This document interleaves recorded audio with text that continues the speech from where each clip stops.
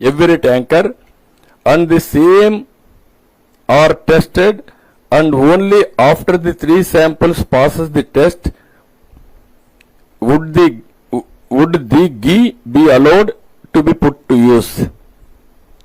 అంటే అతను ఏం జస్టిఫికేషన్ చేస్తున్నాడంటే మొత్తం టెస్ట్లన్నీ అయిపోయినాయని.